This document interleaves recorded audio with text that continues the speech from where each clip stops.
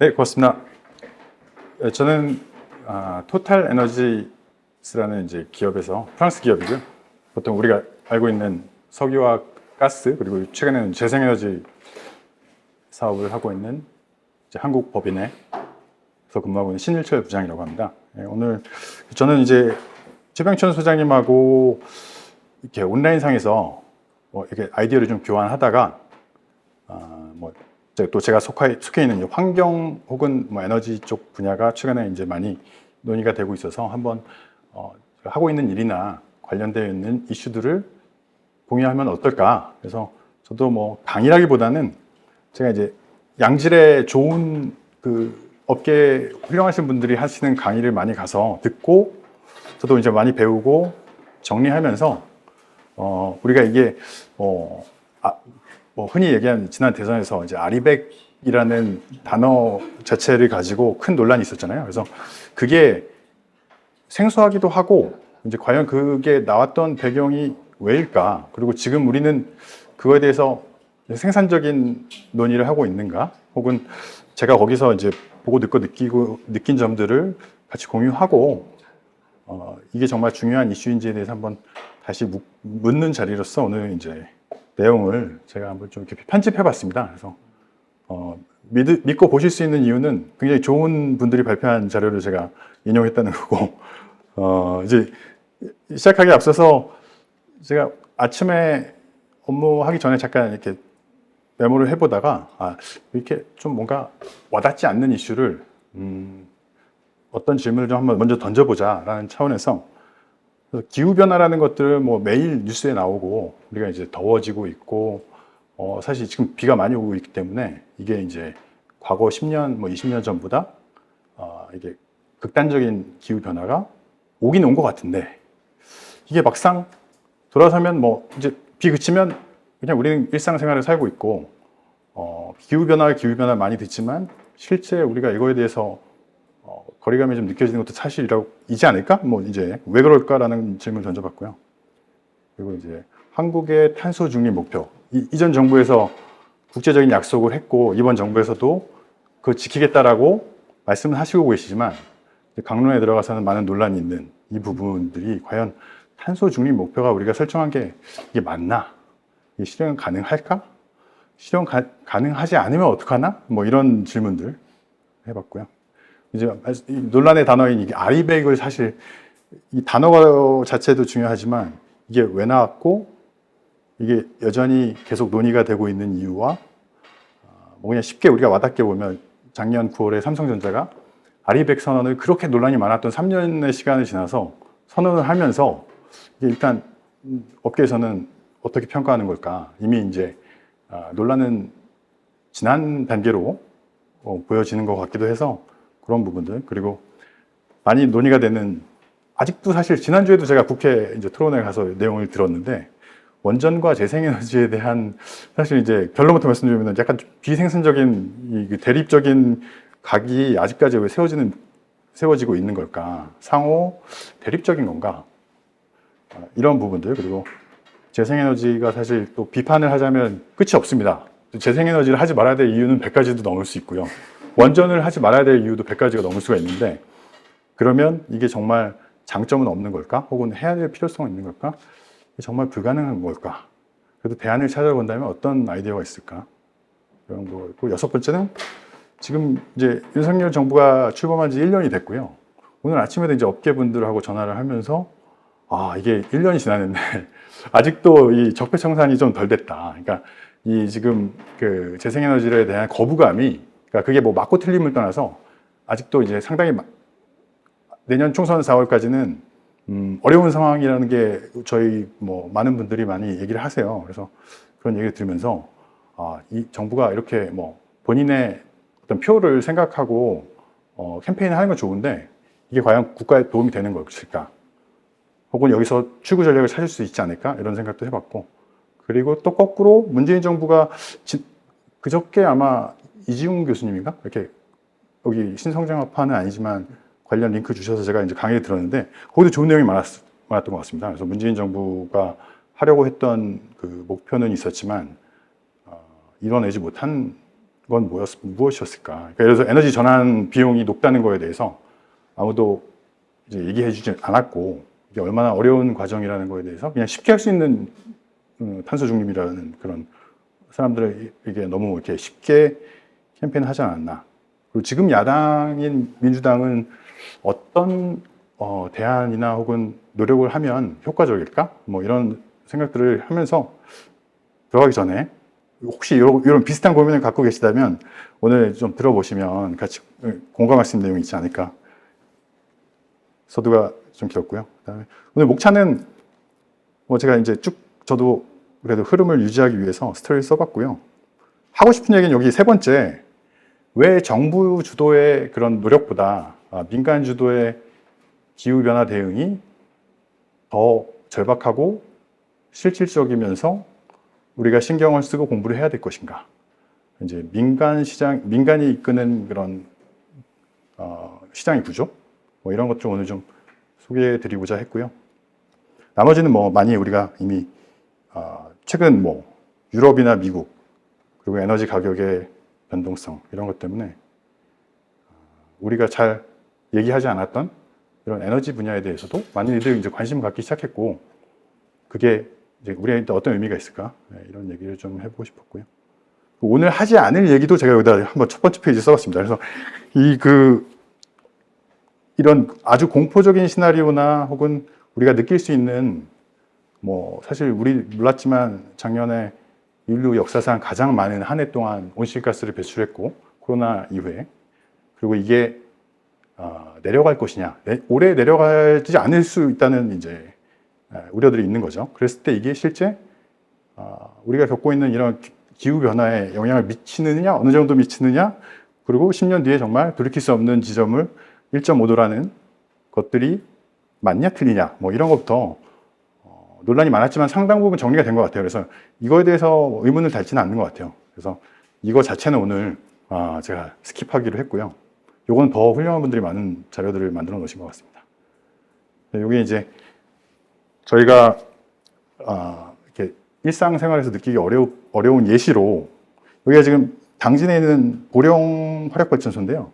저도 오늘 처음 찾아봤는데 사진을, 이 사진, 여기는 아마 여수에 있는 발전소인데 이렇게 이산화탄소나 혹은 대기가스가 상당히 많이 나온다는 건 피상적으로 알지만 이게 그럼 얼만큼 나오냐, 이런 걸 지금까지 추적하지 않았다는 거죠. 근데 이제 오늘 드리고 싶은 말씀은 이런 것들을 다 이제 계산해서 각 기업 혹은 어떤 개별 사업장들이 얼마만큼의 탄소를 배출하는지가 왜 중요하고, 그걸 누가 점검하고, 그게 얼마만큼의 임팩트가 있고 어떤 행동의 변화로 이렇게 압력으로 다가오고 있는지, 그런 내용들 설명드리고요. 이 보령 발전소가 국내 단일 규모로는 8위권이라고 하는데, 우리나라가 아마 이 뒤에 나오지만 6억 7천만 톤, 뭐 이게 감이 없는 숫자인데, 한국이 전 세계 뭐 10위권의 온실가스 배출하는 많은 나라고, 인당 따지면 뭐 미국에 이어서 2위인데 그만큼 에너지를 많이 쓰는 나라죠. 근데 그 안에서도 구체적으로 어디냐라고 딱 집으면 보령 발전소 같은 이런 화력 발전소가, 석탄 기반의 발전소가 가장 문제가 되고 있다. 그래서 삼성전자가 기업 중에는 사업장이 많기 때문에 온실가스가 가장 많이 발생하지만 천만 톤이 넘네요. 여기를 훌쩍 넘는. 하여튼 이 발전소 부분이 우리가 쓰고 있는 전기, 결국은 우리가 전기를 많이 쓰고 있고 이게 보이지 않고, 그래서 빌 게이츠가 얘기하는 것도, 자기도 뭐 공학 쪽을 공부했지만 이런 발전소에 가본 거는 이런 그 기후 변화에 대한 공부를 하면서 이런 거 관심을 갖게 됐다는 거죠. 그래서 우리가 평소에는 느낄 수도 없고, 뭐 플라스틱이나 이런 거는 우리가 재활용을 할 때 저녁에 이렇게 분리배출할 때 보잖아요. 이게 얼마나 우리가 많이 플라스틱 썼는지. 근데 이 전기는 우리가 얼만큼 쓰는지, 사실 오늘도 이렇게 더운 날에 사무실에 가보면 굉장히 추울 정도의 냉방을 하고 있잖아요. 근데 이거는 지금까지는 아무도 계산해 보지 않았고 관심을 갖지 않았던 분야였던 거죠. 석탄으로 하나요? 뭘로 하나요? 지금요? 네, 그런 발전 부분. 석탄 화력입니다. 대부분 석탄이라고 하고요. 네. 그래서 이제 아무도 관심 가지지 않았던 이런 사진들의 현장들이 우리가 이제 뭔가 해야 하는 액션에 중심에 와 있다는 거. 그리고 이제 좀 시간이 또 많이 지났지만 2015년에 파리 기후 협약이 어쨌든 다 그 전에 있었던 교토 프로토콜 이런 건 좋은 내용들은 다 이제 다른 자료를 보시면 되고 파리 기후 협약이 채택이 되면서 사실은 이제 엄청난 컨센서스가 많이 이루어졌다는 게 이제 중론인 것 같습니다. 그래서 그 파생된 결과로서 NDC 내셔널 이 뭐죠? 저도 모르겠는데 이 목표가 각국마다 감축 디서플린 아닐까요? 네, 한번 나중에 찾아보겠습니다. 이게 원어를 아시는 분도 많지 않았는데 아무튼 이 NDC라는 거를 문재인 정부에서 이제 야심차게 채택을 했고요. 지난주에 아마 우리 윤 기자님하고 같이 했던 이코노미스트 저희 공부 모임에서도 한국의 탄소 배출 감축 계획이 얼마나 모순적이고 실현하기 어려운지에 대해서 엄청나게 이제 이렇게 많이 때리는 기사가 나왔는데 그걸 이제 단적으로 보면 유럽은 이미 탄소 감축을 많이 했기 때문에 이제 연간 목표량이 우리나라보다 한 반밖에 안 2점 몇 %? 우리나라는 이제 5%가 넘기 때문에 실제로 매년 우리가 기업이든 개인이든 줄여야 되는 탄소 감축량이 유럽보다 2배는 많다는 겁니다. 그걸 2030년까지 해야 되는데 이거는 지금 우리가 하는 여러 가지 determined contribution이군요. 네. 그러니까 이걸 어쨌든 국제사회에 공약한 거죠. 우리가 이만큼을 탄소 배출 감축을 하겠다. 근데 이게 사실은 이번 정부 출범할 때도 불가능하다. 그래서 이걸 채택할 것인가 말 것인가 유지할 것인가 말 것인가 논란이 많았는데 근데 그 아티클에서도 지적이 됐지만 우리나라 이걸 또 공약을 했어요. 이번 정부도 우리 이거 하겠다. 근데 거슬러 올라가면 이명박 정부부터 사실 녹색 어떤 이런 성장을 얘기하면서 우리가 국제사회에 되게 많은 공약을 해놨어요. 이미. 돌이킬 수 없는. 그래서 인천 송도에는 지금 아무도 잘 모르시지만 GGGI라는 아주 우리나라 최초로 설립을 주도한 아주 큰 국제 녹색금융 기관이 있는데 저도 잘 모르겠고 아시는 분들 몇 분 계시지만 이게 흐지부지하고 하여튼 우리가 국제사회에 이렇게 많이 공약을 해놓은 것은 주워 담기가 좀 어려운 상황이 된 건 사실인 것 같아요. 그래서 이걸 어떻게 할 거냐가 일단 오늘 먼저 생각해 본 건데 이건 아닙니다. 이거를 논의하고자 하는 자리는 아니고요. 그래서 그럼 우리가 탄소를 왜 이렇게 많이 배출하는지는 익히 들으셨겠지만 결국은 이제 산업 부분에서 쓰는 양이 많다는 거죠. 그 산업 부분에서 쓰는 양이 많은 거는 수출 제조업으로 성장한 나라고 여기에는 빠져 있지만 여기 이제 에너지 부분이 가장 많은 탄소 배출원이 된다는 얘기고요. 여기 보면 공공, 전기. 이 가로 세로 비율이 잘 안 맞나요? 온라인으로 보시는 분들은 혹시 그 부분은 어쩔 수 없습니다. 네네.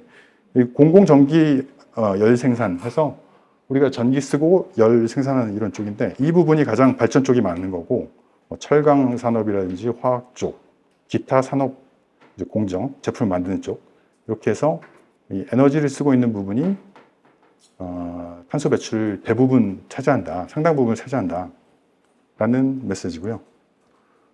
국가별로 보면 미국은 워낙 풍부한 넓고 에너지를 운전도 많이 하기 때문에 에너지 소비량이 많고요. 우리나라가 두 번째라는 거는 개개인이 에너지를 낭비를 하는 건 아니고 산업 부분이 그만큼 크다. 네. 그래서 그 숫자가 주는 의미도 사실 생각해 볼 만하죠. 우리가 정말 에너지를 많이 쓰는가? 우리는 과밀화된 도시에 살기 때문에 에너지 효율은 높다고 합니다. 그러니까 우리가 개별적으로 많이 쓰는 건 아닌데 우리 주요 기업, 삼성이나 포스코 이런 기업들이 그만큼 많이 만들어서 생산을 한다는 거죠. 전 세계 공장이 됐고. 그러니까 여기서 나오는 현실은 우리 탄소 줄이기가 어렵다. 우리가 할 수 있는 노력이 아니다라고 시사점이 있었고요. 여기 이 사진 보시면 삼성전자가 발표한 평택 반도체, 그다음 최근에 용인 반도체까지 이렇게 늘어나는 계획을 세워놨는데 이 반도체 공정의 특성상 화학도 많이 쓰지만 전기로 그 공정을 이제 돌리는 부분이 다른 산업보다도 월등히 높기 때문에 이 에너지 소비량을 단시간에 공정을 바꿀 수는 없는 과제를 가지고 있습니다. 그래서 그럼 여기다가 오늘도 뉴스에 원전 쪽이 필요한 이유가 이렇게 새로운 전기 수요가 많아지기 때문에 이런 거에 대해서 대응을 하기 위함이다라고 또 이렇게 스토리가 전개되는 부분도 있습니다. 그래서 그러니까 지금 쓰고 있는 전기도 많은데 화석 연료에 기반한 전력이고 앞으로 쓸 전기는 2050년이 먼 미래지만 지금 시나리오상으로는 2배가 된다. 왜냐면 뭐 전기차도 많이 쓰고 그리고 우리 다 냉방이나 이런 것들을 효율은 좋아지지만 더 많이 하게 되잖아요. 그래서 그리고 또 더 더워지고 그래서 이 많아지는 전기량을 누가 어떻게 공급할 것인가라는 딜레마를 가지고 있다는 거죠. 지금 있는 것도 줄이기가 어려운데 점점 늘어나는 건 어떻게 처리할 거냐. 조금만 완전 내기네요. TWH는 뭐라고 읽나요? 테라와트 아워인데 이게 시간당 아워. 전기가 이제 얼만큼 생산되고 소비되는지 단위인데 이게 보통 뭐 1기가와트 보통 원전은 1기가 그거는 이제 용량이고 거기서 나오는 전기가 얼마냐. 그래서 얼마 정도 나와요? 원전 하나에서 보통 통상적으로? 원전에서 24시간 돌아가니까 이거 하나 정도가 되지 않을까요? 1테라와트 그쵸. 정도? 10테라와트 정도가 나와요. 10테라와트 정도? 네. 보통 원전 한 기들 얘기한다고 하더라고요. 그럼 저기 요거에 의하면 용인 반도체는 한 3개 정도의 원전이 있어야지 커버되는 셈인 거네요. 그렇죠. 우리나라 이제 한 해 쓰는 전기가 한 550테라와트 정도가 산업하고 개인이 쓰는데 합쳐서 우리나라 전체가 그 중에 산업 부문이 55% 정도 쓴다고 하니까 한 뭐 250, 300테라와트 정도가 쓸 거고 그 중에서 이제 이 큰 숫자들이 추가된다는 얘기고요. 그래서 이런 것들을 이제 어떻게 대응할 거냐. 우리나라 이제 탄소 중립하기가 기본적으로 어렵다는 나라를 계속 설명하고 있고요. 그런데 갑자기 이런 이제 뭐 아리백을 포함해서 잘 찾아보면 굉장히 많습니다. 이 CDP라는 기관도 등장을 하고 여기 보면 이제 조금 오늘 강의를 듣고 이제 우리가 좀 아는 척을 하기 위해서는 이 SBTI라는 Science Based Target이라는 과학 기반의 탄소 감축 이니셔티브라는 게 있습니다. SBTI. 그래서 요거를 좀 알면 이제 우리가 좀 아는 척을 할 수가 있는데 여기 이게 왜 나왔는지 그리고 이게 얼마나 강력한지 그리고 이거 알고도 맞습니다. EV10이라고 해서 우리 전기차를 사용하는 또 이니셔티브 이런 것들이 개별적이고도 산발적이면서도 다 파리 기후 협정 이후에 이제 민간에서 이것들을 실제 이행하기 위해서 국가가 하는 것이 아니고 민간에서 이런 이니셔티브를 유명한 거는 글로벌 차원에서 유명한 건 뭔가요? 지금 뭐 우리 아리백이라는 이 이니셔티브는 이 CDP라는 기관에서 관장하는 프로그램이고요. 그래서 CDP와 아리백 그다음에 SBTI가 세 가지가 가장 많이 논의가 되고 있고 가입을 하고 있고 국내 기업들이 실제로 활용하고 있는 지표입니다.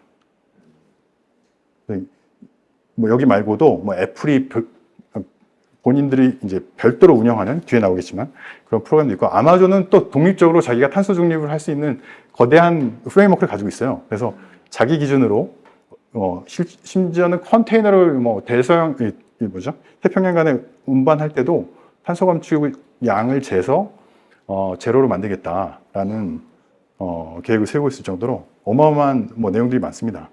근데 이런 것들의 의미는 사실은 이게 정부 규제가 무섭다고 하지만 정부 규제는 사실 여러 가지 정치적인 협상 때문에 느리고 복잡합니다.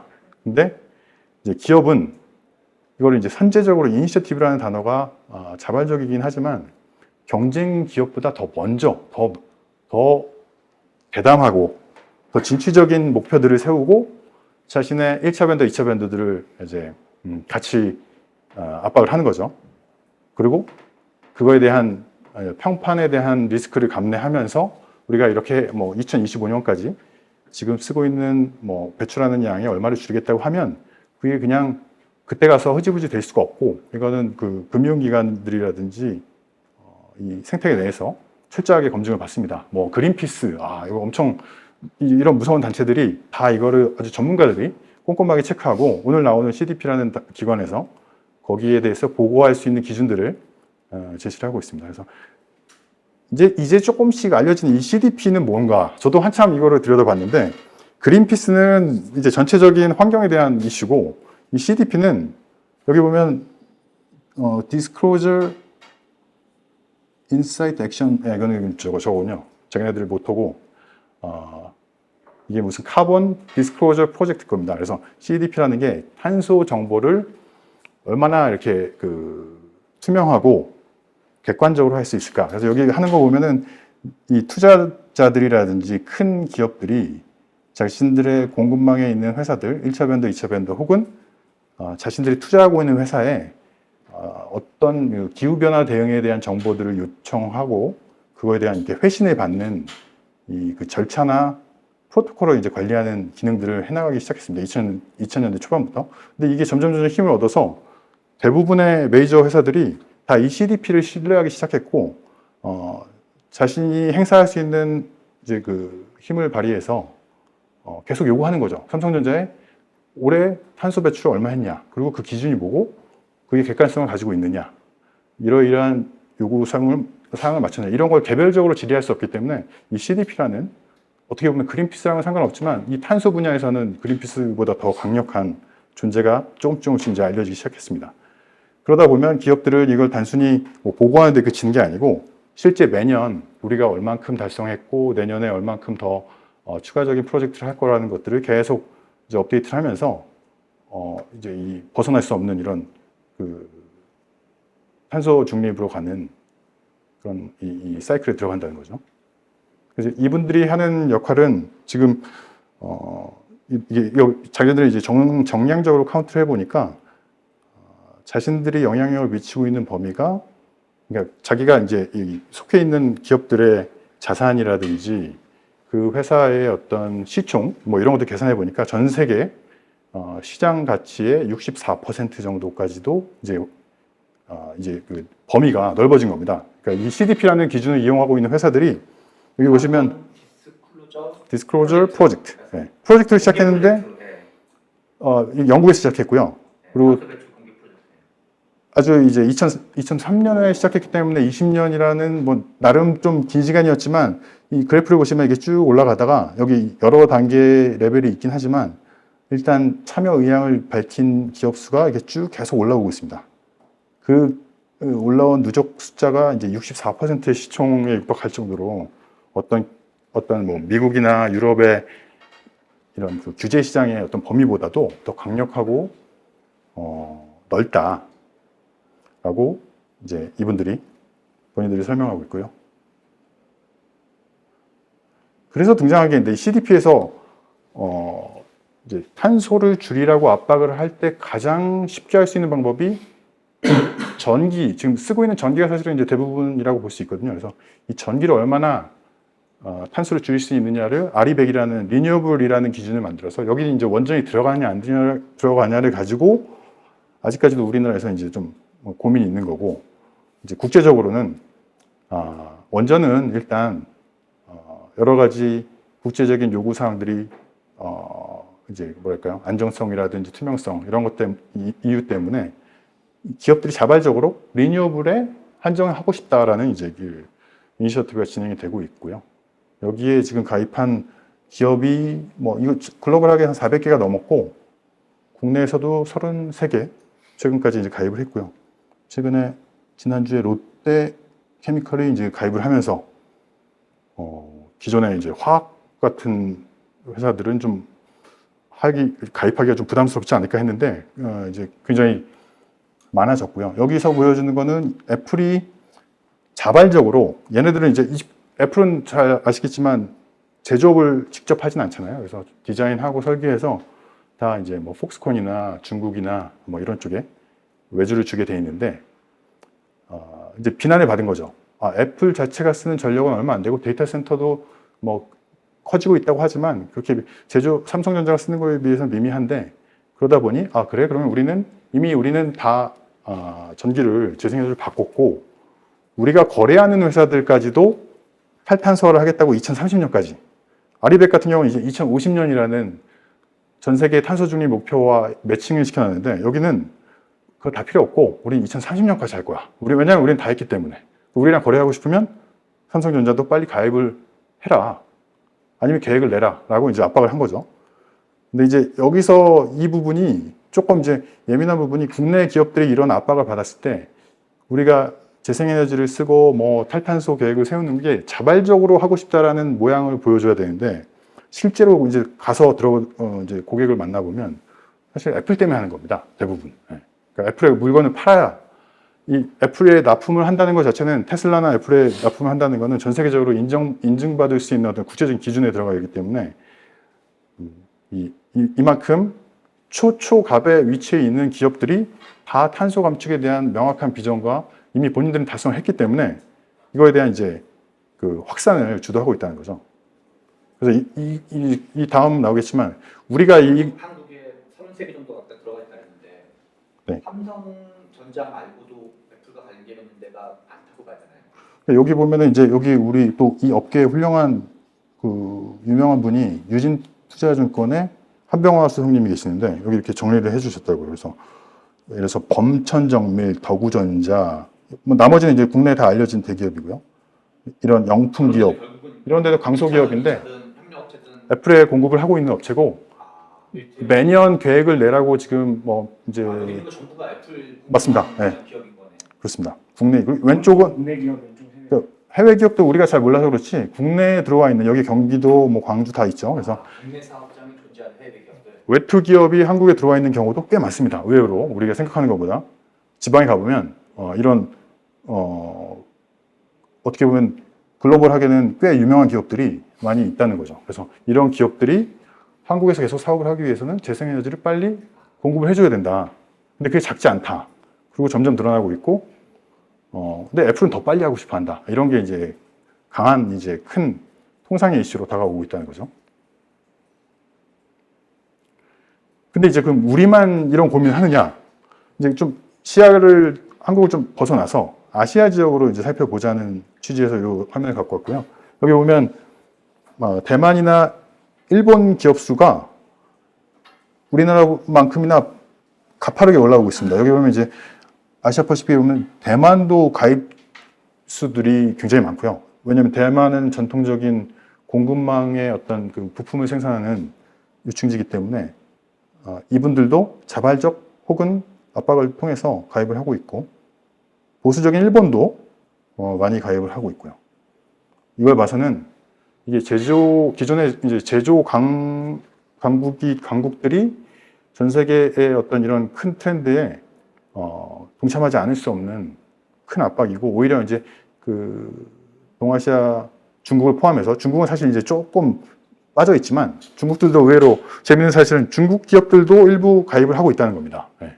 이거는 정부가 시키지 않았는데 왜냐하면 이 중국도 이 서방권하고 교류를 하기 위해서는 아리백을 가입을 해야만 제품을 공급할 수 있는 이제 권리를 받을 수 있다는 거고요. 그래서 이제 동아시아 제조 기업들이 다소 좀 건망적인 모습을 가지고 있다가 작년, 재작년, 최근 한 2, 3년 동안 급격히 가입수가 늘어나고 있다라는 부분이고요. 이게 비교 벤치마킹 될 수 있는 일본, 한국, 대만. 그래서 뭐 우리만 유난하게 뭘 하고 있는가라는 것도 한번 짚어볼 필요가 있겠죠. 그래서 우리가 뭐 불필요한 논쟁을 하고 있는 건 아니다라는 측면에서 대만은 사실 재생에너지 환경이 국내보다 유리하지도 않습니다. 네. 국토도 훨씬 도시국가에 가깝고 그럼에도 불구하고 이렇게 무리수를 두는 이유는 자발적이라기보다는 외부의 압박이 크다라는 얘기고요. 그리고 이 화면은 이제 우리가 수출을 당연히 많이 한다는 건 우리도 많이 듣고 교과서에서 많이 보지만 실제 우리나라가 그런 무역 의존도가 어느 정도 되느냐. 여기 보면 네덜란드는 워낙 이제 뭐 외부와 교류를 통해서 생산되는 나라지만 독일, 한국이 탑3에 들어가는 나라이기 때문에 이것도 결론적으로 말씀드리면 우리가 무역 국가를 선택한 이상 이런 국제적인 질서나 새로운 이런 규제는 이니셔티브에는 피할 수 있는 길은 아니다. 네, 그런 메시지를 드리고 싶었고요. 요거는 이제 이번 주에 나온 그 신한투자증권에서 ESG 지표를 하나 이렇게 쭉 정리를 해서 우수 기업들 목록을 이렇게 쭉 발표를 했습니다. 그래서 여기 보면 뭐 ESG가 환경, 그다음에 사회, 거버넌스 이렇게 있지만 사실은 이런 소셜이나 거버넌스도 중요하긴 한데 이건 지표하기가 지금 굉장히 어려운 부분이 있어서 이게 별로 편차가 많이 나진 않습니다. 근데 이제 이 환경 부분은 탄소라는 구체적인 발자국이 남기 때문에 뭐 이거에 대해서는 빼박이기 때문에 이걸 줄이지 않으면 이 평가를 유지하기가 굉장히 어려운 그 좀 차이가 있다고 저는 보고 있고요. 여기 왼쪽에 있는 기업은 이제 아모레퍼시픽이 가장 우수한 기업이라고 저도 생각해서 그 부분만 이렇게 표시를 했는데 2025년까지 물론 여긴 뭐 전기를 그렇게 많이 쓰는 기업이냐 하면 한 중견기업 정도 됩니다. 중위권 정도 되는데 그래도 적지 않은 이제 전기를 쓰고 있고요.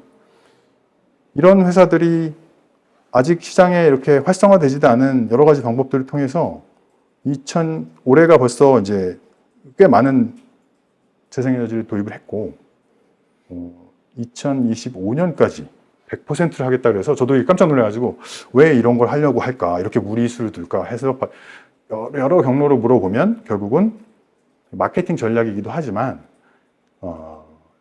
결국은 이제 본인들의 기업 경쟁력을 평가받겠다는 거죠. 그래서 해외 시장, 특히 이제 선진국 시장에 물건을 팔려면 그만큼 소비자들에게도 어필이 가능해야 되고 이제 유사하게 보자면 로레알, 이제 프랑스의 로레알 같은 회사들이 비슷한 업종 아니면 뭐 미국에 있는 그 에스티 라우더 뭐 이런 업체들이 유사한 럭셔리 화장품 업종에 있는데 찾아보면 다 이제 탄소를 이미 다 대부분 해결하고 있습니다. 많은 방법을 통해서.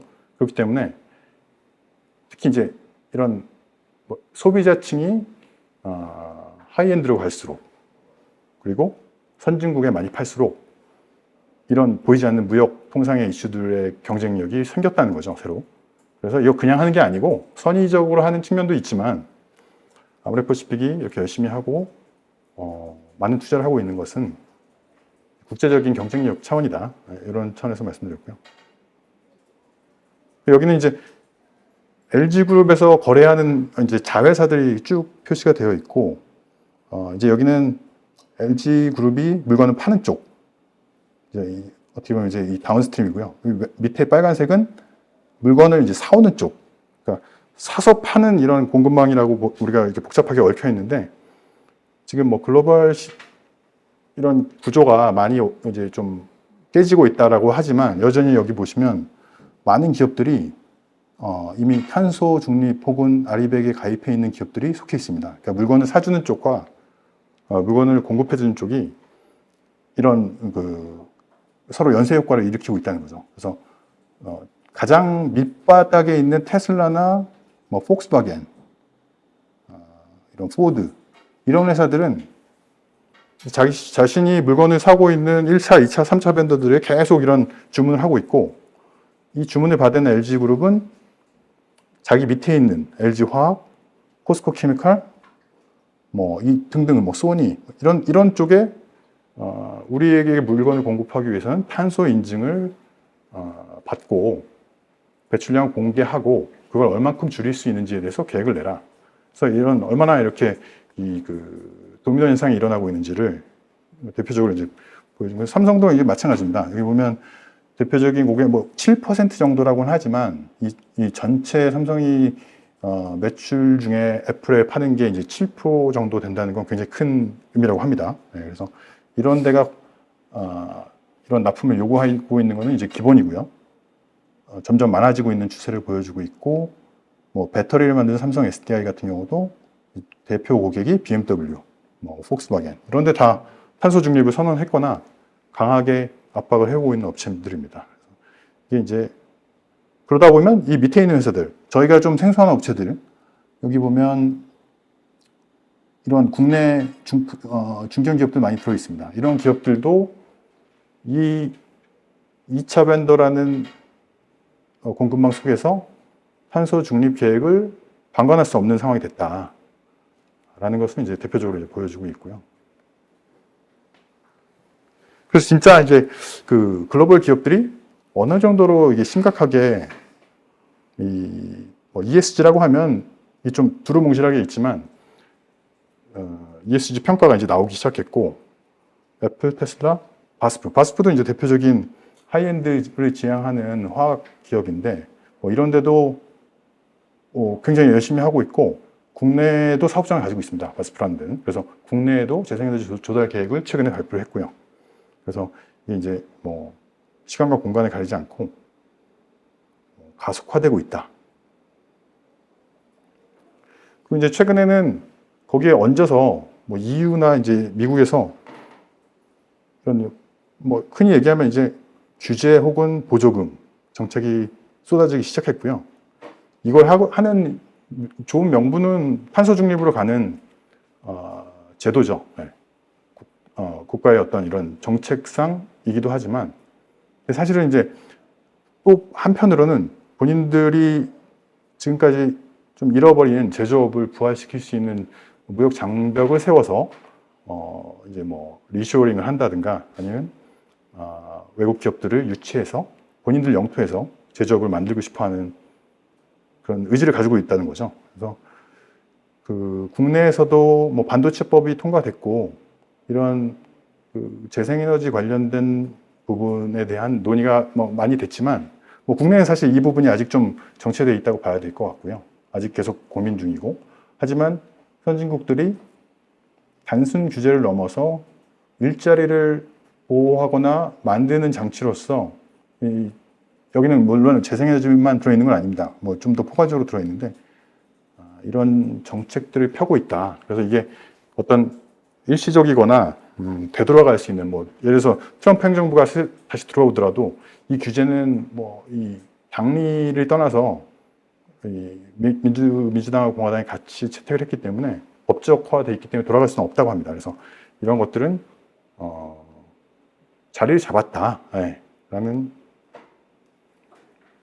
메시지가 있고요. 아까 말씀드린 이 SBTI라는 이런 것들은 이제 굉장히 많이 듣게 되게 될 텐데 여기서 주는 메시지는 온실가스 관리 범위를 자기 사업장 안에뿐만 아니라 아까 말씀드린 대로 이제 공급망 안에 그러니까 자기가 거래하고 있는 회사들 혹은 자기가 물건을 현대자동차가 자동차를 팔면 고객들이 막 쓰면서 이 그 탄소 배출을 하게 되잖아요.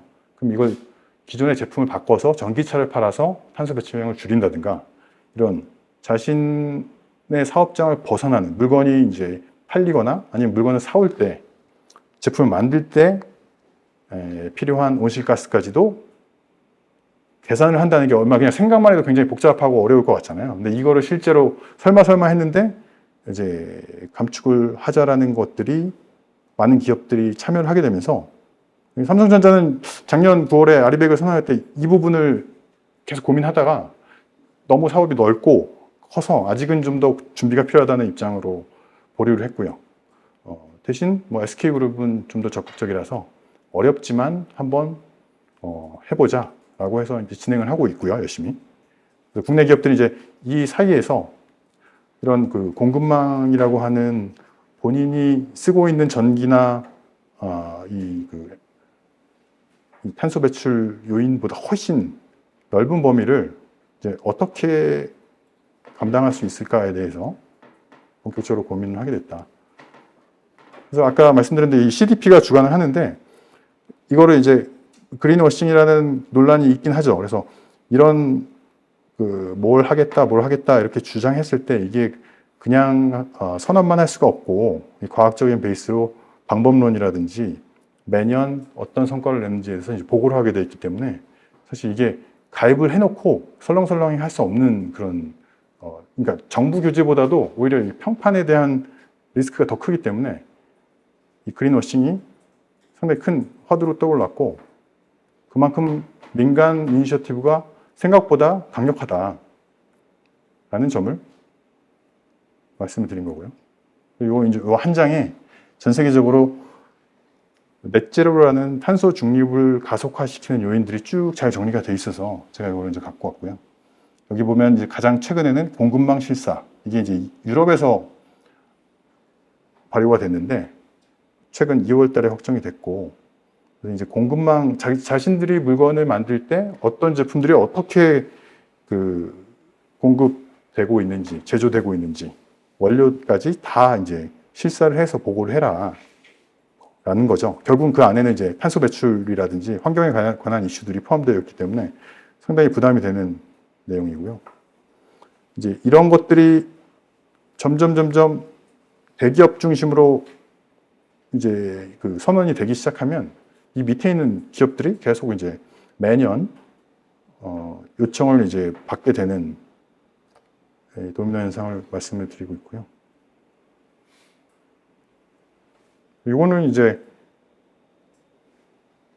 그 EU에서 작년에 제정한 여기서 리뉴어블이라는 거죠, 사실. 리뉴어블 파워 EU라는 법안하고 IRA, 미국에서 이것도 9월 달에 발효가 됐는데, 또 이제 그 에너지 가격이 사실 이제 기억해 보시면 2017년 이전에는 굉장히 저렴했습니다. 뭐, 그 유가도 저렴했고, 우리가 많이 쓰는 LNG, 천연가스도 굉장히 저렴했는데, 이런 것들이 우크라이나 전쟁을 통해서 지정학적인 리스크가 발생하면서 앞으로는 이제 어떻게 조달되고 투자될지에 대한 불확실성이 커졌기 때문에 에너지 가격이 사실 최근에 안정이 됐지만 여전히 높은 편이라고 합니다. 그 얘기는 뭐냐면 재생에너지가 생각보다 과거에는 어떤 당위적인 목적 때문에 얘기가 됐는데 이제 경제적으로도 충분히 경제성을 갖추기 시작하는 그런 요인이 됐다. 그래서 여기 보면 이 점선은 그러니까 재작년에 예측했던 이 예측기관 S&P 쪽이죠. 가장 권위가 있는 에너지 분야의 이제 리서치 회사인데, 2021년 예측치보다 1년 만에 이렇게 점점 전망치를 올리기 시작했다. 그 얘기는 정책적인 효과가 실제로 나타나고 있고, 이런 정책을 통해서 신성장 동력을 얻고자 하는 이제 EU와 미국이나 혹은 여기 중국도 있습니다. 사실 중국이 더 주목할 필요가 있는데, 이 중국조차도 그러니까 이런 어떤 환경적인 부분에는 우리가 대충 보기에는 중국이 좀 반대로 가지 않느냐, 뭐 이런 비난을 받지만 실제로는 중국도 이 기회를 살리기 위해서, 왜냐하면 내수부터 어느 정도 이제 좀 만들어 나갈 필요가 있기 때문에 중국도 적극적으로 그 정부가 이 재생에너지 정책을 펴고 있다. 그리고 이거는 이제 국내로 다시 돌아오면, 국내에는 사실 이제 아직은 쉽게 보면 풍력은 거의 없다고 보시면 됩니다. 그러니까 저희가 가끔 이렇게 그 백두대간이나 이렇게 지방에 가면 풍력 발전기가 가끔 보이긴 하는데, 제주도도 가도 있고요. 근데 이제 그 양이 사실 이제 설치할 수 있는 공간이나 혹은 입지 혹은 뭐 주민들의 수용성 때문에 사실 국내에서는 이게 쉽지가 않다는 게 현재 저희의 이제 큰 고민이고요. 많이 논란이 되는 이제 태양광은 그러면 얼마큼 많이 설치가 됐냐? 이전 정부가 2018년부터 뭐 강력한 드라이브를 걸었죠. 그래서 매년 아까 말씀드린 원전 하나가 1기가와트라고 보면 보통 원전 한 2개, 3개, 4개, 5개까지도 올라갔다가 최근에는 이제 많이 이제 좀 주춤하고 있는데, 이만큼 실제 지난 5년간 과도하다고 비판받을 정도로 많이 올렸던 이유는 그 전에 재생에너지가 없었기 때문에, 사실 좀 뭐 긍정적으로 보자면 그런 부작용을 감내하면서도 태양광을 많이 했던 이유입니다. 왜냐하면 풍력을 할 수 없는, 하기 힘든 그런 여건이었기 때문에. 그래서 여기는 이제 발전 양 단위로 보면 왼쪽 오른쪽이 이제 확 스케일이 달라지듯이 1년에 뭐 100메가 정도 하기도 어려운 현실입니다. 이거는 뭐 정부의 노력도 있지만 입지적으로 국내가 쉽지 않다. 이런 이제 현실적인 고민이 있는데, 정부의 최근에 이제 기조는 이제 IPS 제도라는 또 어려운 얘기가 나오는데, 이게 정부가 결국은 재생에너지를 얼만큼 적극적으로 사줄 수 있느냐, 적극적으로 살 수 있는 압력을 행사하느냐, 이런 제도인데, 이 제도에 대해서 한번 조정이 있었죠. 그래서 논란이 됐었고, 이제 지금 정부는 좀 실현 가능성, 이게 좀 기존 정부는 너무 좀 공격적인 목표라고 본다라는 입장이기 때문에 보수적인 입장에서 좀 줄였던 거죠. 그것 때문에 말이 많았던 거고. 그래서 10차 전력 수급 계획이 연초에 나왔는데, 여기 보면 이제 한참 논란이 됐던 게 재생에너지를 21.6% 하겠다고 이제 선언을 했죠. 근데 이제 9차, 이게 이제 지난 정부에서 세운 계획이었는데, 그때도 이게 이제 시차가 있기 때문에 아직 반영이 안 된 상태입니다. 우리나라 이제 NDC에서는 이걸 이제 30% 이상 올리겠다, 재생에너지 비율을. 그렇게 좀 공격적으로 잡았는데, 이번 정부에서 21.6%로 다소 이제 후퇴됐다라고 좀 걱정하시는 분들이 있고, 이게 현실, 이것도 어렵다. 21.6% 가능하겠느냐? 지금 저희가 쓰고 있는 재생에너지가 아마 올해 7% 정도라고 보는데 곱하기 3 하면은 37에 21. 그러니까 지금도 과속했다고 그렇게 말이 많은데 2030년 얼마 남지도 않았는데 이게 가능하겠냐? 3배가? 라는 또 현실적인 고민이 있습니다. 네. 그래서 그 논란이 물론 이제 21.6도 제대로 할 수 있을까? 라는 또 고민까지 섞여 있는 상태고요. 이 밑에 있는 게 이제 문제가 됐던 이 NDC라는 그 작년에 우리가 국제사회에 공약한 건데 그걸 달성하기 위한 이제 세부적인 에너지 전략상 원전이 한 23, 4%. 이제 최근에는 이제 원전을 이렇게 좀 상향했죠. 그래서 논란은 원전을 좀 이렇게 의도적으로 올리고 재생에너지를 좀 줄여서 결국은 이 두 간의 어떤 게 그 편향성이 있는 거 아니냐, 뭐 이런 논란이 있었던 거죠. 그거에 대한 평가는 조금 뒤로 미루고요. 그런 논란이 있었고, 그래서 재생에너지가 우리나라가 보면 여기 2021년 재작년 기준이기 때문에 한 4.7%로 이제 카운팅이 됐네요. 아마 작년엔 6%, 6.5% 정도가 됐을 텐데, 이게 왜 이렇게 적냐? 세계 평균이 뭐 10.3이고 OECD 평균은 아마 20% 가까이 될 텐데, 일본도 생각보다 많이 있죠. 일본은 후쿠시마 사태 이후로 이제 재생에너지가 뭐 좋아서 했다기보다는 원전을 당시에는 이제 탈원전 분위기였기 때문에 재생에너지를 억지로 열심히 했던 결과고 최근에는 좀 주춤하고 있습니다. 근데 우리나라는 한 10년 동안 쉬다가 이제 지난 정부에서 뭐 표현을 하자면 과속을 해서 4.7이 과속을 한 숫자라는 거죠. 그러니까 4.7도 오는데 굉장히 무리수를 둬서 왔는데 이게 과연 왜 이렇게 작냐? 혹은 이게 충분하냐? 이런 논란이 있는 거고요. 올해는 많이 위축이 될 거라는 것이 현실인 것 같고요. 최근에 뭐 뉴스 보시면 이게 많이 나옵니다. 이제 그 뭐 카르텔, 태양광에 대한 보조금 지급이 너무 과도했고 거기에 이제 뭐 특정 사업들이 뭐 대규모 사업들은 아마 이게 감사를 한 것 같아요. 1년 동안. 근데 감사 결과 부정 사례들이 있었다. 뭐 맞겠죠. 부정사 논란이 될 만한 것도 있었던 것 같아요. 근데 이제 그게 굉장히 건수도 많고 액수도 보조금에 대해서 많이 나오다 보니 이제 저희처럼 이제 업계에 있는 사람들은 야 저게 너무 그 뭐랄까 세금 조사하듯이 이걸 이게 물론 수정돼야 되는 부분도 있지만 너무 이걸 그 표적을 가지고 목표를 가지고 감사를 하는 게 아니냐. 이제 검찰 수사가 이어지기 때문에 아마 이 사태는 좀 더 갈 것 같아요. 그래서 더 이제 힘든 상황들이 계속 진행이 되고 있어요. 그래서 지금 현재 재생에너지가 많이 이제 좀 위축되고 있다. 그러면 요건 이제 풍력 사업들이 현재 얼마나 많이 준비되고 있느냐. 근데 빼곡합니다. 사실 이게 좀 지도가 작아서 그렇지 이런 전라남도 지역의 이런 인근 연안에 있는 사업들 보면 이 색깔이 그냥 단순히 이제 사업을 해보기 위해서 테스트, 이 풍력을 계측하는 장비만 설치해 놓은 데가 많긴 하지만 이미 지난 정부 통해서 68개소 정도가 빨간색으로 표시가 됐고요. 운영하고 있는 데 거의 없죠. 여기 제주도에 뭐 하나, 여기 신안에 하나 있는데 이것도 아주 작은 규모고 이제 최근에 이렇게 오른쪽 울산 쪽 먼 바다죠. 동해는 이렇게 인근 바다가 아니고 아주 깊은 심해 바다인데 여기에 이제 풍력 발전기를 세우자라는 게 큰 축입니다. 기존 정부가 또 많이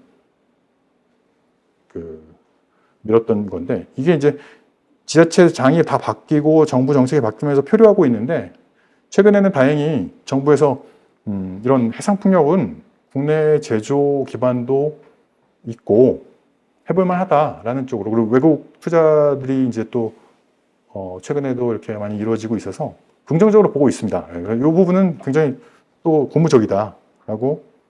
근데 단지 이런 부분이 실행되려면 이게 풍력은 이제 인허가 절차를 거쳐서 실제 풍력 발전기가 돌아가려면 아주 빨라야 2027년, 2030년 정도 아주 먼 미래의 얘기입니다. 이런 풍력기가 돌아가려면 한참 멀었다는 얘기죠. 그래서 그러면 2030년까지는 뭘 할 것인가 라는 질문 때문에 제가 앞에 태양광 쪽 위축이 조금 이제 걱정이 되는 부분이 있다라고 비교해서 말씀드린 거고요. 그리고 새로운 정부에서는 어쨌든 여기 우리가 알고 있는 거는 당초 그 재생에너지를 강제로 발전하고 있는 발전소들, 그러니까 우리가 아까 말씀드린 대로 한전 자회사들이 매년 정해진 만큼을 더 사달라라고 이런 그 공급 비율을 만들었는데 이게 이제 다시 조정이 된 거죠. 개정이 됐고 이게 뭐 이것도 많다 뭐 이런 논란이 계속 있습니다. 그래서 이거는 정부에서 어떤 그 운영하고 있는 프로그램 상의 재생에너지 공급 목표이기 때문에 이런 고민이 계속되고 있는 거고요. 이걸 정부는 많다고 보는 부분, 이게 좀 이게 많이 후퇴됐다고 보는 분들은 뭐 이 부분이 있어야 이제 그 우리가 얘기하는 재생에너지가 일단 많이 활성화되어야 많은 재생에너지들이 저렴하게 공급이 될 수 있고 규모의 경제가 이루어진다고 생각하는데 이렇게 좀 후퇴된 부분에 대해서 많이 우려하는 시각이 있는 거고요. 그게 결국은 당장 풍력 발전이 어려운 한국에서 기업들이 필요한 재생에너지를 공급할 수 있는 이런 공급 루트가 줄어드는 게 아니냐라는 우려가 있는 게 사실입니다.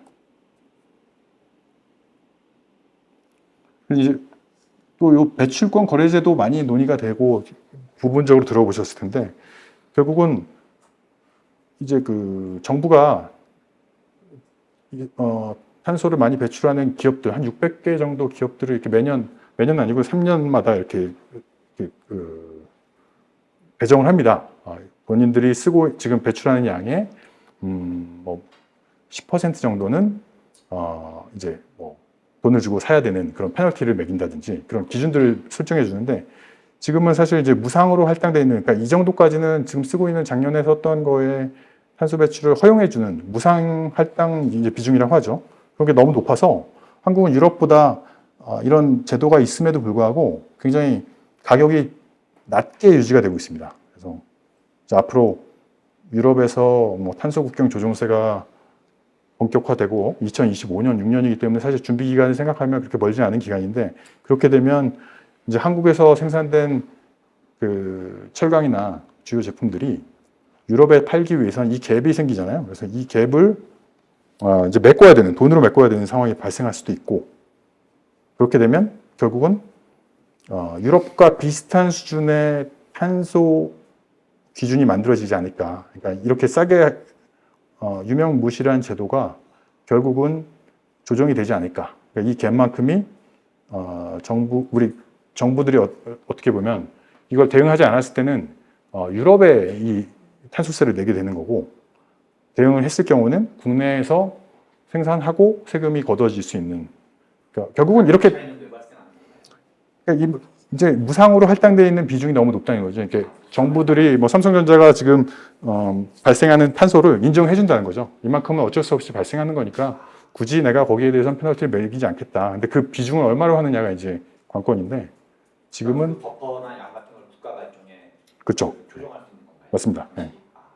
그래서 올해 이제 이 배출권 거래제도 개정이 있기 때문에 아마 좀 지금 정부의 기조가 보이지 않을까. 이걸 얼마나 산업계에서는 사실 이게 낮을수록 좋긴 한데 이 숙제를 안 하다 보면은 이제 한꺼번에 터지니까. 이걸 이제 해외에다가 페널티를 내게 되는 일이 생길 때 합리적으로 보면 정부가 그걸 알기 때문에 어떻게든 올릴 거다라는 게 이제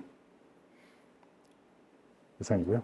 그 정부는 이런 가이드라인을 좀 작년부터 내놓고 있어요. 그래서 이런 내용을 봐서는 사실 어떤 생각 갖고 있는지 알기가 좀 어렵습니다. 예, 그래서 저도 뭐 열심히 보고 있는데 뭐 좋은 얘기들은 이렇게 일부 제목만 봐서는 어떤 방향으로 갈지는 계속 좀 논의가 되고 있고 정부도 TF를 구성해서 각 민간 자문위원들 뭐 이런 분들이 들어가셔서 기존의 문제점들과 가야 될 방향들에 대해서 한참 많이 얘기를 하고 계시더라고요. 이제 쭉 한번 제가 속한 업계 이슈들을 쭉 봤고요. 그래서 요거는 결론. 제가 또 한번 미리 써봤는데 탄소 중립이라는 거는 사실 이렇게 잘 느껴지지 않는 이유가 정부 규제나 이런 정책 이런 이슈라고 우리가 생각되지만 실제로는 이 민간 영역에서는 아주 활발하게 이미 진행이 되고 있고 그 압박의 수준이 우리가 잘 모르지만 실제 기업에 있는 분들은 상당히 느끼고 있고 그게 대기업뿐만 아니라 중견 기업으로 확산되고 있다. 그리고 우리는 글로벌 공급망 속에 살고 있고 우리가 이렇게 선진국의 문턱에 와 있는 이유는 열심히 물건을 만들어서 해외에 팔았던 그런 제조 기반이다. 그렇기 때문에 이게 그렇게 강 건너 불구경할 수 있는 상황은 아니라는 점을 이제 말씀드리고 싶었고, 이제 아리백은 사실 이제 이걸 왜 하냐에 대한 것부터 고민을 해야 되는데, 이 민간 이니셔티브의 자발성 혹은 이게 더 정부 규제보다 강력하게 작동하는 이유에 대해서 좀 설명을 드리려고 했었고요. 이제 앞으로 오는 기후 변화에 대한 구체적인 내용들, 그러니까 탄소를 얼마나 줄였고, 혹은 탄소를 줄이기 위해서 어떤 활동을 하고 있는지에 대해서 지금 이제 그 국제 회계 기준이 이 그 탄소, 그 기후 변화 대응 부분을 신설을 해서 6월 달에 확정이 됐고요. 아마 이제 유예 기간을 통해서 2025년에 시작이 되기 때문에 거기 보면 아까 말씀드린 대로 자기가 쓰고 있는 에너지에 대한 공개뿐만 아니라 이제 공급망에 대한 벤더들에 대한 것도 같이 포함이 되어 있습니다. 그래서 그 부분이 더 센 게 오고 있다. 그러니까 더 센 게 이미 이제 시작이 되고 있는데 우리가 아직 조금 이제 아직은 보이지 않지만 오고 있는 거고요. 탄소 배출과 연동된 국제 회계 기준은 이거는 국제적 관계상 비슷한 건가요? 그렇습니다. 뭐 유럽과 미국 양대축이 있는데 미국은 또 미국 회계 기준이 있는데 미국도 채택을 했고 국제기구 표준이 몇 개? 몇 년인가요? 2025년에 적용되게 되고요. 그리고 이거 말씀드린 공급망은 1년 더 유예를 해서 26년인데 준비 기간이 필요하잖아요. 보통 한 1년 이상 걸립니다. 그래서 당장 시작을 해야 되는 상황이고요. 그리고 그 CDP가 주관하는 아리백은 논란은 있지만 작년 9월에 이제 삼성전자가 가입을 함으로써 삼성전자가 사실 이걸 하는데 준비만 한 뭐 2년 가까이 됐고 한다 안 한다는 뉴스가 뭐 1년 넘게 나왔고 했는데도 불구하고 이제 가야 할 길이라고 결정했던 거는 결국은 이제 국제적인 흐름이죠. 네, 물건을 팔기 위해서는 따라갈 수밖에 없다. 어려워도 가야 한다. 어려운 숙제라도 더 늦추기 어렵다는 판단이 이제 있었던 거고. 그래서 그 뒤로는 사실 논란이 없습니다. 네. 이제 뭐 여기에 대해서 질문을 하거나 이런 것도 없고요. 네. 더 이상 CDP라는 기구도 노력을 하지 않습니다. 네. 왜냐하면 삼성전자가 이제 들어옴으로써 뭐 서로 검증이 됐다는 거죠. 이 공신력이라든지 중요성에 대해서는. 그래서 이 부분은 근데 이제 그럼에도 불구하고 여기는 표현은 안 됐지만 너무 강론이라서 뭐 최근에 이제 CF100이라든지 이제 정부에서는 약간 불편해하는 거죠. 아리백이라는 단어가 좀 트라우마가 있기 때문에 이 부분을 언급한다는 것 자체가 사실 좀 불편한 건 사실인 것 같아요. 제가 이렇게 뵈면. 근데 이제 그 부분을 좀 극복해야 된다는 거죠. 불편한 것과 해야 될 것을 좀 구분해야 되는 상황이고, 그리고 기후변화가 사실 그냥 뭐 당위적으로 하는 건 아니다. 그래서 우리가 속해 있는 국가적인 어떤 이 국부는 사실은 뭐 앞으로는 달라지겠지만 현재까지는 우리가 이제 수출과 제조. 근데 이거는 방어적인 성격입니다. 어떻게 보면 우리가 기존에 있는 일자리를 지키고 공장을 유지하기 위해서는 이걸 방어해야 되기 때문에 재생에너지를 자꾸 얘기하는 거지 뭔가 새로운 걸 하자는 건 아니, 환경운동 하자는 건 아니고요. 네, 그리고 또 여기서 끝나면 안 되겠고요.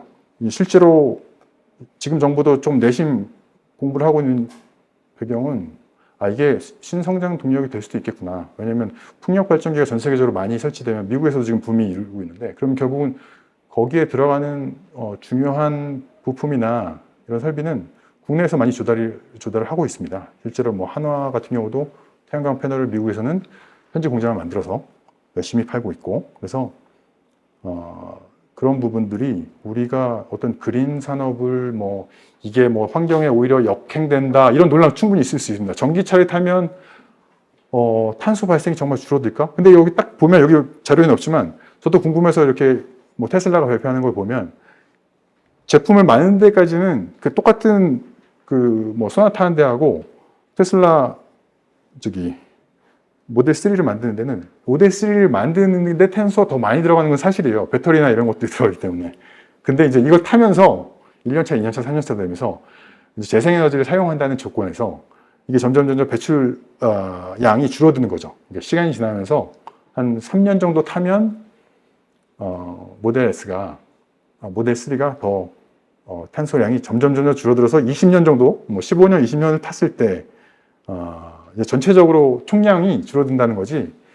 그런 것도 팩트입니다, 사실. 예. 그러니까 전기차가 정말 친환경적이냐 이런 논란도 많죠. 예. 그리고 그걸 중국에서 만드는데 그럼 우리가 중국만 좋은 일을 하는 건 아닐까? 뭐 이런 고민도 있죠. 그래서 EU나 이제 미국에서는 그럼 이걸 중국에서 만드는 비중을 레버리지를 좀 줄여야겠다. 그런 고민에서 다들 이런 정책이 나오고 있는 거고요. 그래서 이게 어떻게 보면 이제 새로운 산업이 발굴되는 과정이기도 하기 때문에 어떤 이게 기후 변화 대응 플러스 알파가 있다는 점이죠. 네.